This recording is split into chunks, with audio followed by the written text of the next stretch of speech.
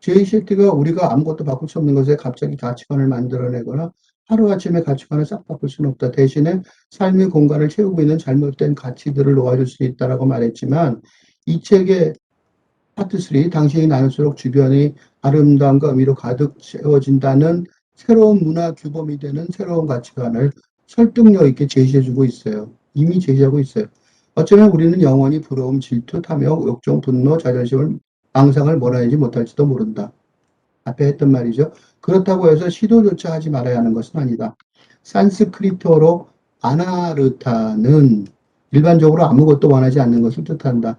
아나르타 리브리타는 원하지 않는 것을 제거한다는 뜻이다. 우리는 무엇이든 원하는 대로 말할 수 있는 게 자유라고 생각한다. 내 모든 욕망을 추구할 수 있는 게 자유라고 생각한다. 그러나 진정한 자유는 원하지 않는 것을 놓아주는 것이다. 원하지 않는 결말로 이끄는 욕망을 놓아주는 것이다. 하지만 제이세티가 제시하려는 진짜 나라는 새로운 가치관은 기존의 근대적 문화 규범이 되는 그 전제로 하는 욕망의 충족과 정반대 방향이죠.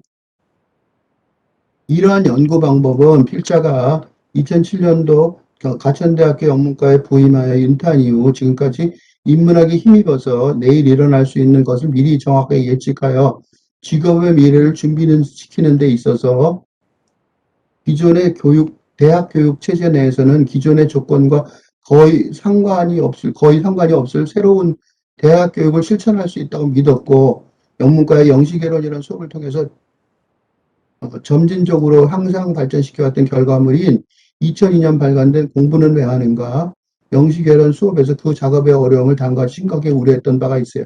이 쉬운 일이 아니라는 거죠. 이 욕망의 반대 방향으로 하는 게. 그래서 그 왜 쉬운 일이 어떻게 아닌가를 설명하는 내 책의 일부 3페이지 정도, 2페이지 반 정도를 읽도록 하겠습니다. 요즘 후기 청소년기라고 내가 여러 번 암시했었는데, 요즘의 대학생들은 심리적으로 혼란스러워요. 그 중에 하나는 자기가 성인인지 아닌지 판단하기 어려울 때가 많기 때문이거든요. 술을 마음껏 마실 수 있으니까 법적으로는 성인이겠죠. 그러나 취업을 하거나 결혼하는 데 있어서 독립적인 주체성을 가진 성인으로 행동하기가 어려워요. 그래서 기존의 청소년 세대와 구분하여 30세까지 청년층을 후기 청소년기라고 정의하려는 움직임들, 35세까지 올리는 사람도 있어요. 성장소설, 그러니까 예를 들면 성장소설이란 말이 있는데 어른이 되는 절차가 뚜렷하게 있었던 거는 근대 사회였어요. 지금도 아프리카 오지에서는 사회 구성원으로 인정받기 위해 성인이 되는 의식이 있어요. 그걸 입사의식이라고 그러는데, 이니시에이션이라고 그러지. 소년과 소녀에서 어른이 돼가는 청소년기가 그 성장하는 그런 그 성장해서 어른이 돼가는 그런 시대로, 사회로 들어가는 그런 게 주인공이 되는 게 그 입사의식 비슷한 게 그 서구에서는 근대 성장 소설이죠. 일덩스 로만이라고 그러는 건데 핵심 줄거리죠. 그러니까 이게 뭐가 있냐면 위대한 유산, 키다리아리스, 소공자, 소공녀, 이 전통적인 빅토리아 소설들. 우리가 소설이라는 게 서사가 발단, 전개, 갈등, 결말 이런 서사의 직선적 줄거리 이게 바로 성장의 줄거리거든요. 19세기 전반부가 낭만주의 시대라면 후반부는 빅토리아 시대였는데 그 낭만주의가 시적 상상력이 근대 사상의 초석을 마련했다면 빅토리아 시대에서는 소설이 그 확대 과정을 담당해요. 그러니까 소설이 생각보다 중요했죠. 이 근대 소설은 근대 교육제도가 확립되기 전에 핵가족 제도의 자녀가 된 전근대식으로 말하면 왕자와 공주가 성인이 돼가는데 필요한 교육 과정의 역할을 했거든요. 영국 식민지의 주요 정책이 빅토리아 소설을 중심으로 하는 학교 교육 제도의 확산이었어요. 지금도 소설을 많이 읽죠. 그래서 읽히죠. 이제는 전 세계 근대 교육을 위한 고전, 클래식이라고 말하는 거 중심으로 하는 커리큘럼의 모범이 된 거죠. 모델이 된 거죠. 그래서 그렇게 된 거예요. 신뢰할 수 없음. 그런데 빅토리아 시대를 대표하는 로버트 브라우닝이라는 시인의 그 내면의 독백 기법은 이게 시인이 발언하는 게 아니라 신뢰할 수 없는 발언자가 발언을 해요. 페르소나라고 말할 수 있는데, 그러니까 내가 하나일 수 없는 사정이 드러나는 거죠. 점점 그건 신뢰할 수 없음, 그죠? 그런 게 드러나는 게 지금 시대예요. 19세기 말 모더니즘의 소설가도 대표적인 소설가가 콜레드인데 화자, 그 사람들도 특징이 신뢰할 수 없으며, 믿을 수 없음, unreliability에. 또 의식의 흐름이란 말 들어봤을 텐데, 의식의 흐름도 고정될 수 없는 개인의 의식이 있기 때문에 의식의 흐름 기법이 등장하는 거고, 그게 버지니아 울프나 제임스 조절의 현대 소설에 등장을 하는 거죠. 그래서 왜 이런 얘기를 하냐면, 지금 시대, 최적화가 오래전에 젊은 시절에 죽었는데, 그 젊은 나이에 죽으니까 죽는 순간까지도 죽음을 자각하지 못하더라고요. 그래서 그걸 보고서 충격을 받아서 본격적으로 시를 쓰기 시작했어요. 근데 왜 중요한 질문이 왜 죽는 순간까지도 죽음을 몰랐을까라는 거였어요. A, B, C의 꼭지점을 가진 삼각형 하나를 생각해 보세요.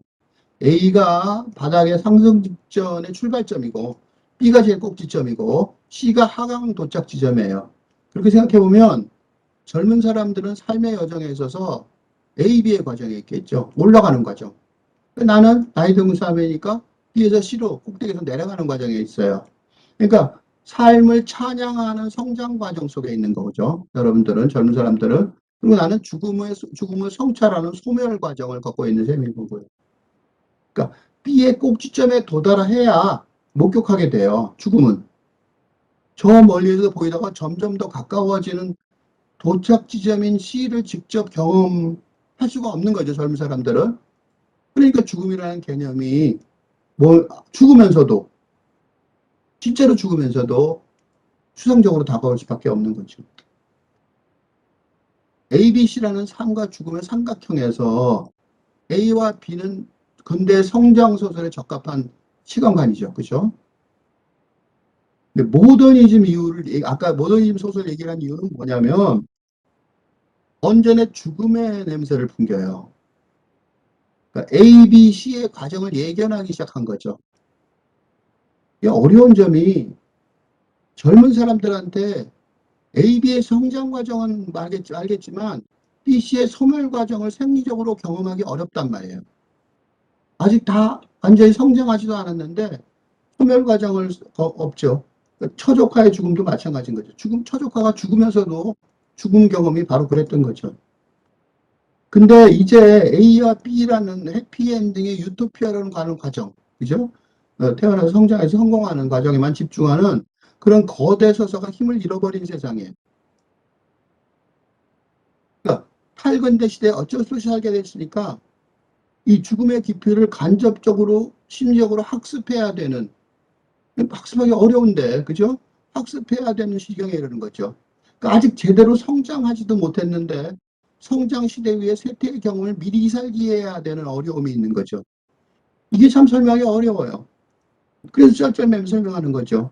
생명의 찬가도 부르지 못했는데 죽음의 깊이를 배워야 한다고 말하려니 말하고 있으면서도 이런 말이 가슴에 와닿을지 확신할 수가 없죠. 근데 다행인 거는 이게 여러분만 어려운 세대가 아니라는 거죠. 여러분보다 더 어려운 사람이 바로 서양인들이에요.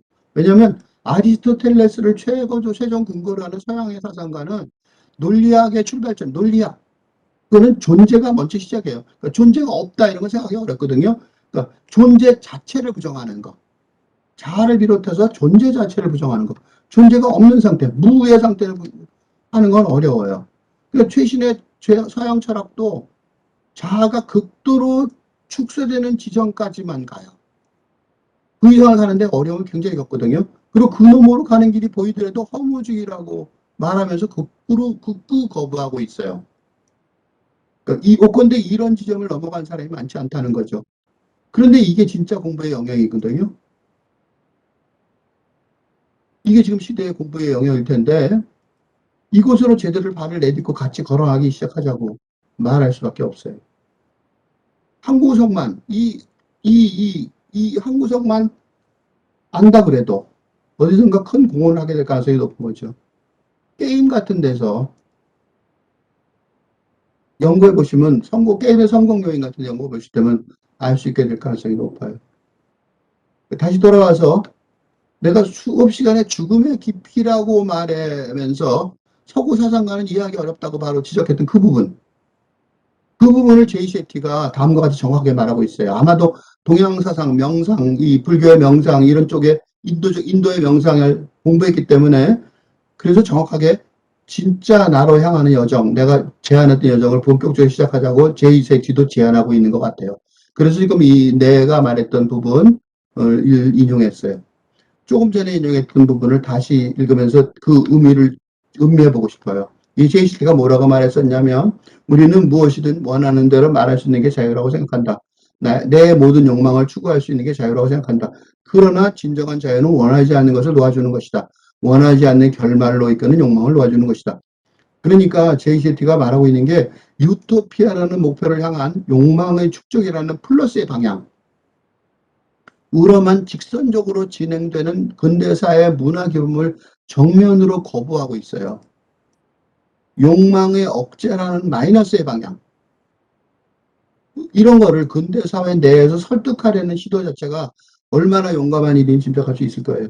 제이시티가 그런데 독자의 거부감을 최소한도로 만들면서 거부감이 아주 클 텐데 동양 사람들과 달리 이런 어려운 작업을 순조롭게 진행하고 있어요. 그러니까 이 책이 얼마나 성과가 높은지 알 수 있는 거죠. 이런 점에서 굉장히 큰 중요한 책이라고 이야기해요.